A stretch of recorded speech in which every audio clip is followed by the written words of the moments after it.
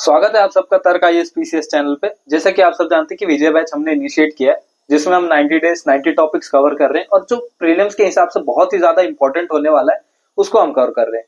तो फिर जैसे कि आप सब जानते हैं कि ज्योग्राफी, इंडियन ज्योग्राफी में कवर कर रहा हूँ। तो आज का जो हमारा टॉपिक है वो है पॉपुलेशन के ऊपर।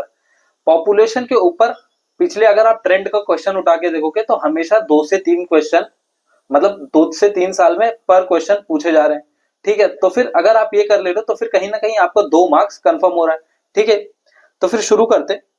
तो पॉपुलेशन होता क्या है, देखो, amount of people living in specific place in certain period of time. कोई भी टेरिटरी में एक समय, मतलब 1 साल, 1 महीना या फिर 10 साल, कोई एक टाइम में कितने लोग रह रहे हैं उसी को हम पॉपुलेशन बोलते हैं। ठीक है, और जो ह्यूमन बींग्स है यही अर्थ रिसोर्स का प्रोड्यूसर भी है और यही कंज्यूमर भी है, मतलब करता धरता यही है।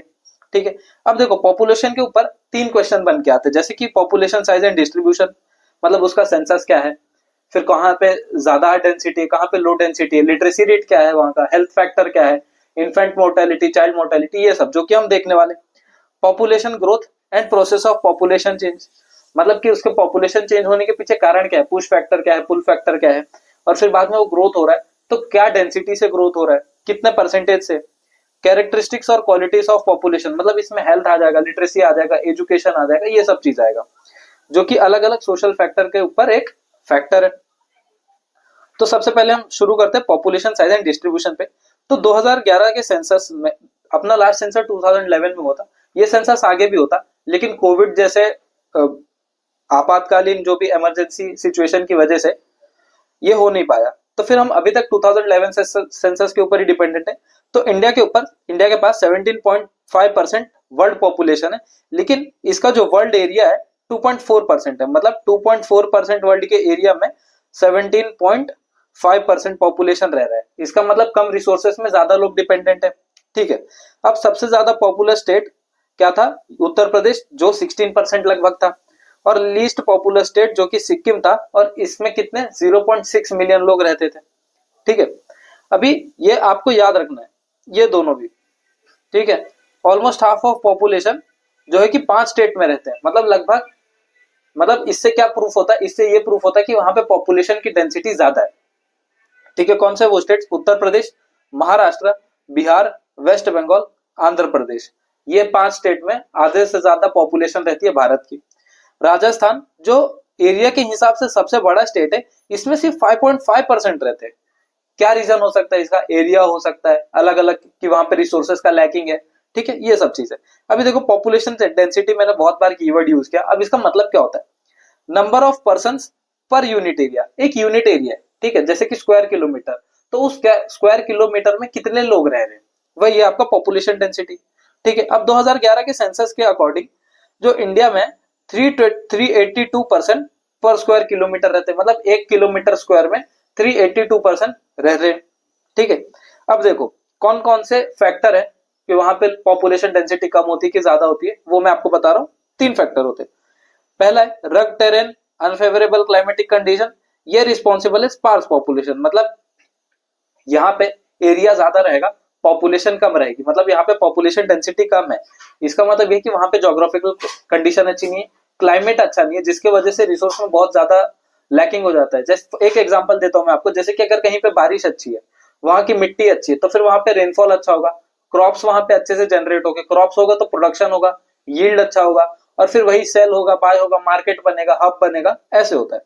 ठीक है, और दूसरा फैक्टर क्या है, हिली, dissected, Rocky nature of terrain, जहां पे मॉडरेट टू लो रेनफॉल है, मतलब उतना अच्छा भी नहीं, शैलो और लेस फर्टाइल सॉइल, लेकिन कहीं ना कहीं थोड़ी तो फर्टाइल है।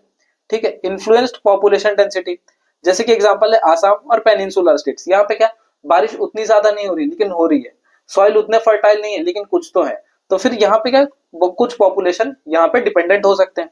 और यहाँ पे आता है अपना flat plain, fertile soil, abundant rainfall, मतलब कि कोई ऊबड़ खाबड़ नहीं, कोई पहाड़ नहीं, सब एकदम समतल है। ठीक है, जमीन है आपके पास, अच्छी खासी मिट्टी है, उपजाऊ मिट्टी है, और फिर रेनफॉल बहुत अच्छे से हो रहा है, तो फिर यहाँ पे आप बहुत अच्छा ग्रोथ कर सकते हो, यहाँ पे रिसोर्सेज एनरिच रहेंगे। ठीक है, तो फिर यहाँ पे पॉपुलेशन डेंसिटी हायर रहेगी। ठीक है, तो ये डेंसिटी जो है, ये density low to high density है। यहाँ पे सबसे लोवेस्ट रहेगा 1 में, सेकंड में मॉडरेट रहेगा, और थर्ड में हाईएस्ट रहेगा। ठीक है, ये हो गया। अब population growth and process of population change. Growth of population देखो क्या है, refers to change in number of inhabitants of territory during specific period of time. मतलब ऐसा मान के चलो कि जैसे 2010 में एक x% जो है पॉपुलेशन ग्रो हुआ, लेकिन 2011 में y% पॉपुलेशन है, तो फिर यही है ग्रोथ ऑफ पॉपुलेशन, x% से जो y% हुआ है इसी को आप ग्रोथ पॉपुलेशन बोलते हो। ठीक है, अब प्रोसेस कौन कौन से देखो, एक होता है बर्थ रेट, दूसरा है डेथ रेट, तीसरा है माइग्रेशन। बर्थ रेट क्या है, नंबर ऑफ लाइफ बर्थ पर 1000 person in a year, 1000 person पे कितने लोग जन्म ले रहे हैं, ठीक है, एक साल में, वो है, और ये मेजर कंपोनेंट है ग्रोथ का। दूसरा है death rate, number of death पर 1000 पर्सन इन अ ईयर, ठीक है, 1000 पर्सन पे कितने बंदे मर रहे हैं, वही है एक साल के अंदर, वो है। ये याद रखना है कि आपको ये एक ड्यूरेशन रहता है, इसमें एक फैक्टर रहता है, ठीक है, ये फैक्टर है आपका बर्थ, फैक्टर है कितने लोग हैं, ये डेंसिटी है, और ईयर आपका एक टाइम पीरियड है, ये आपको याद रखना है। तीसरा है आपका माइग्रेशन। अभी देखो डेथ रेट जो है ये rapid growth, major cause of rapid growth in population, क्योंकि अगर डेथ रेट कम रहेगा तो फिर पॉपुलेशन बहुत ज्यादा बढ़ जाएगा, डेंसिटी ज्यादा बढ़ जाएगा, और ये कहीं ना कहीं लैकिंग है, क्योंकि जो एजेड पर्सन रहते हैं वो एक डिपेंडेंट के इसमें आते हैं, डिपेंडेंट के कैटेगरी में आते हैं, ठीक है।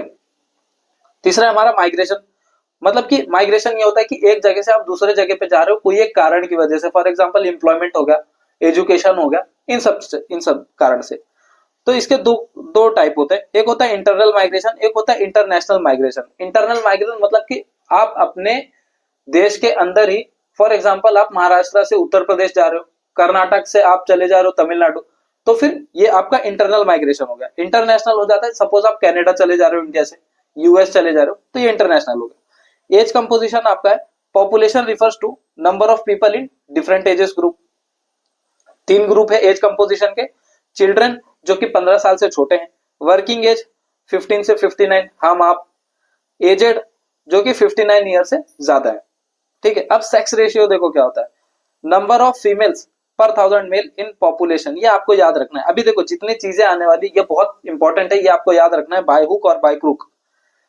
1000 मेल पे कितनी फीमेल है ये आपका सेक्स रेशियो डिसाइड करता है, ठीक है, ये इक्वालिटी का एक फैक्टर है, और सोशल इंडिकेटर भी इससे होता है।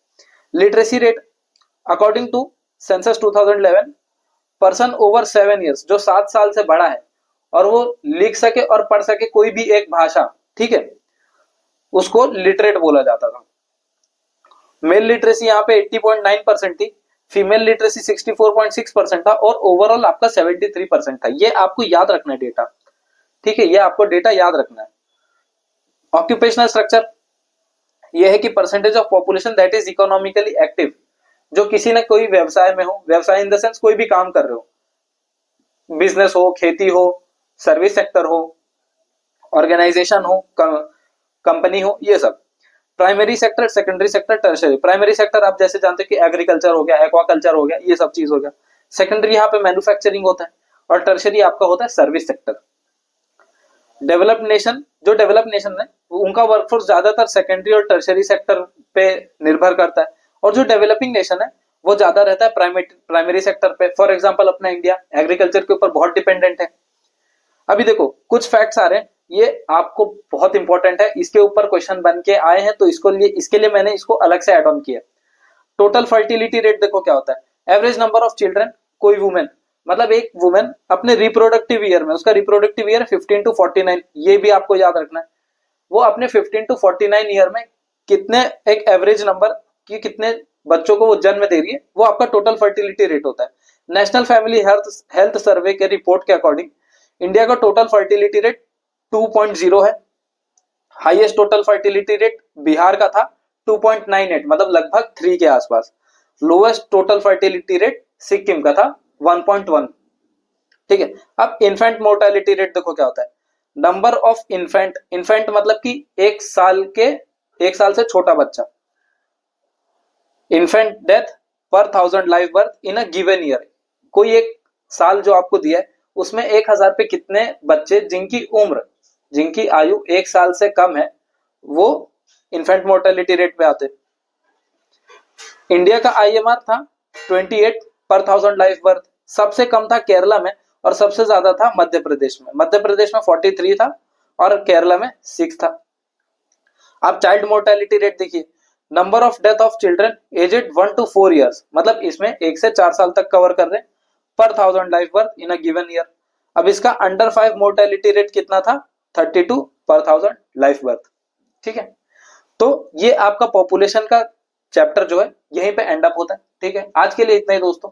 मैं अगले लेक्चर में फिर कोई अच्छे इंसाइट्स लेकर आऊंगा, अच्छे टॉपिक्स लेकर आऊंगा, और ये 2-3 लेक्चर में हम इंडियन ज्योग्राफी कंप्लीट करके अपने अगले नए सेशन पे चलेंगे। ठीक है, तो आज के लिए इतना ही। अगर आपको वीडियो अच्छा लगा तो फिर अपने दोस्तों में शेयर करो और इसको लाइक करो और सब्सक्राइब करो। और जो हमारा टेलीग्राम चैनल है तर्क आईएएस पीसीएस का, उसमें बहुत अच्छे अच्छे पीवाईक्यू के एमसीक्यूज आ रहे हैं, अलग अलग एमसीक्यूज जो आपके प्रीलिम्स के लिए बहुत ज्यादा इंपॉर्टेंट है। ठीक है, तो आप उसको ज्वाइन कर लीजिए, आपके लिए बहुत बेनिफिशियल रहेगा। ठीक है, तो आज के लिए इतना ही, मिलते हैं अपने अगले लेक्चर में। और कोई भी डाउट हो आप बेझिझक पूछिए। ठीक है, तब तक के लिए खूब पढ़ो खूब पढ़ो। जय हिंद दोस्तों।